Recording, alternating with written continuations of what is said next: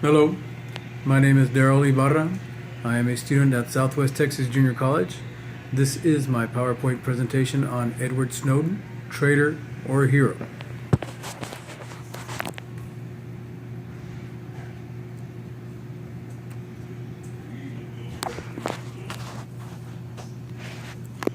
Edward Snowden, hero or traitor.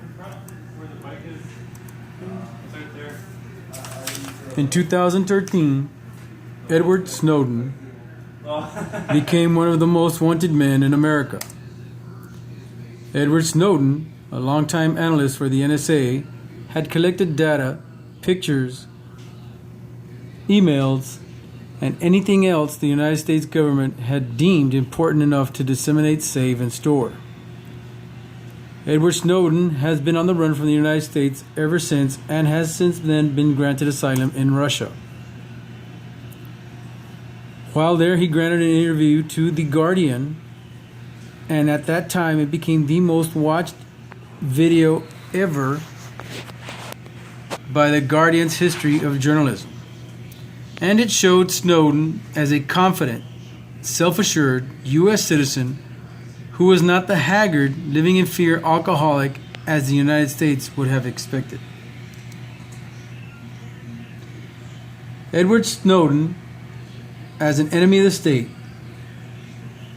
if you ask him today, he were to tell you that he is not considered, in his own eyes, a traitor.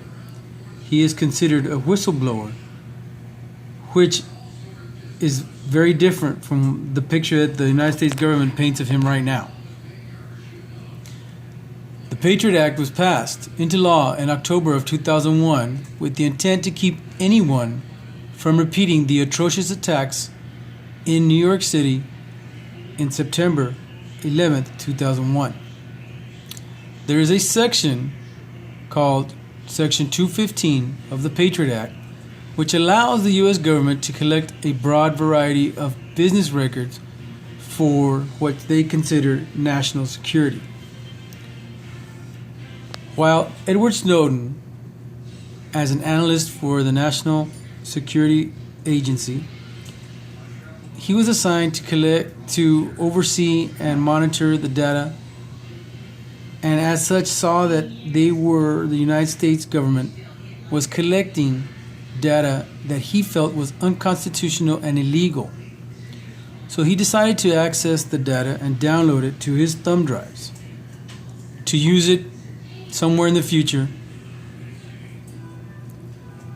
Once Snowden had collected enough of the data and felt that by not letting the people know what was happening, it was creating an injustice to them, and decided to just go rogue, whistleblower, call the press, and let the world know what was happening. The Whistleblower Protection Act of 1989 is an act of law that protects federal government employees in the United States from retaliatory action for voluntarily disclosing information about dishonest or illegal activities occurring at a government organization. The law prohibits a federal agency from taking action or threatening to take action against an employee or applicant for disclosing information that he or she believes violated a law, compliance rules, or other regulation. The U.S. Patriot Act allows law enforcement to use surveillance against most crimes of terror, allows federal agents to follow sophisticated terrorists trained to evade detection, allows law enforcement to conduct investigations without tipping off terrorists, and allows federal agents to ask a court for an order to obtain business records in national security terrorism cases. As part of an Espionage Act of 1917, our United States government, under President Obama's administration, has persecuted more people ever under the Espionage Act than all of the other sitting presidents at that time. Under this act, President Obama has prosecuted 8 persons more than any other president. Attorney General Eric Holder stated that what Snowden did was illegal and inappropriate, but at the same time said that he did a great service to the United States due to the debates and discussions that have arisen since then.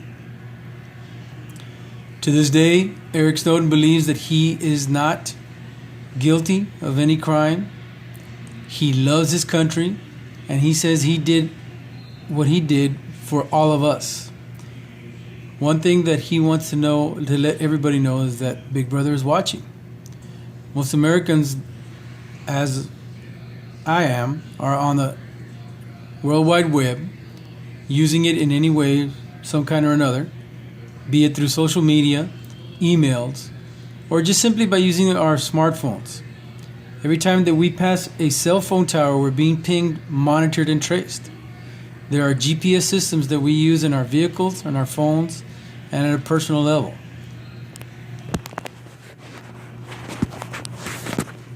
We as citizens of the United States have to be very careful with who we elect and how our elective people are utilizing the power that they have while they're at the higher levels of government.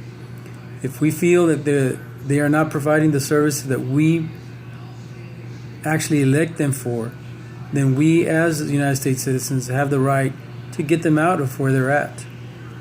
That is one of the beautiful things about our government, that we have the power to elect our representatives, and if we feel they're not doing the proper job, we can also get rid of them.